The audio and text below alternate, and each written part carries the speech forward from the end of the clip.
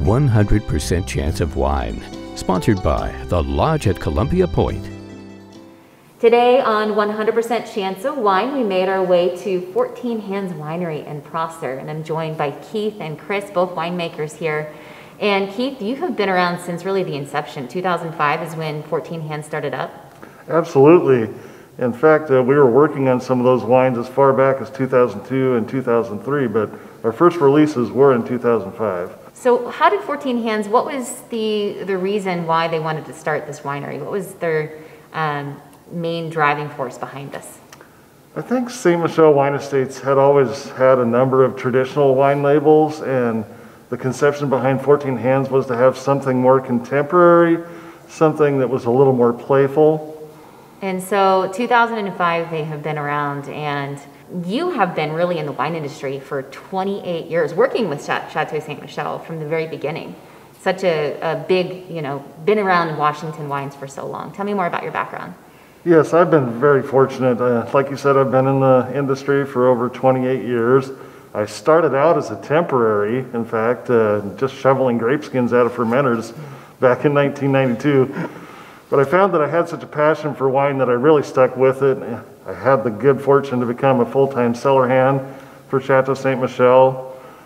Eventually, I was promoted up to a quality assurance technician for Columbia Crest, and eventually made it into the winemaking team.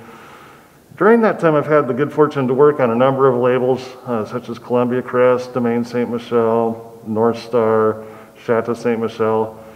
But when they came up with the concept of 14 Hands, I was all in, and I've been with ever since. That's wonderful. And so now joining, you joined them 5 years ago? 2017 was when I joined the winemaking team. And so you have such a unique background, microbiologist. What made that transition to the wine industry? Yeah, so my background is in clinical microbiology, and I did that for about 12 years before I decided that I could not work in a lab anymore. I wanted to have something at the end of the day that I could walk home and say, I made this, or this was something that I produced today. Mm-hmm. And so I received a book kind of as a gift, How to Launch Your Wine Career. And I'm going to be perfectly honest, I did not even know that winemaker was a job. I did not know that you could get paid to make wine. Mm-hmm. My background lends itself to the scientific side of winemaking, and so I wanted to see what does the artistic side look like. Mm-hmm. And so I worked in some small wineries in Virginia at the time, and then I did an internship with 14 Hands in 2014, and then I moved out here in 2015 to start wine career activities in Washington. So what would you say are some of the things that you're able to take from your last job to bring into the wine industry? One of the things that I take from my last job is looking at winemaking as two specific disciplines. There is an artistic side and a scientific side, and you bounce back and forth between the two when you're making wine. Mm-hmm.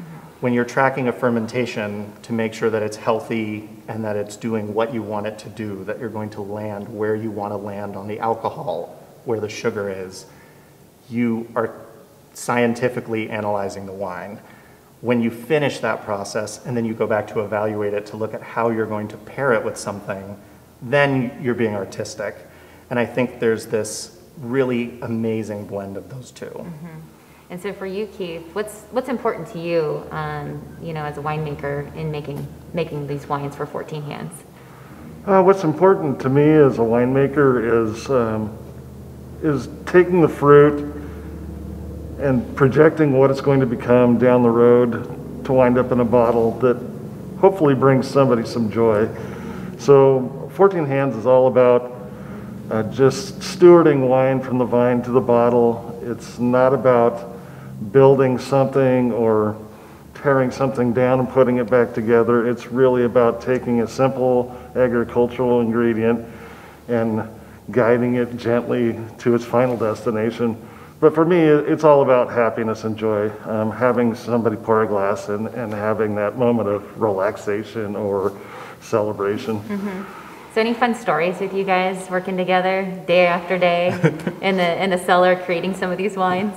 I will tell you, Keith and I have a very different winemaking style. It works together very well as a pair, but I, on my own, am a very excitable, energetic, running around, trying new things every day.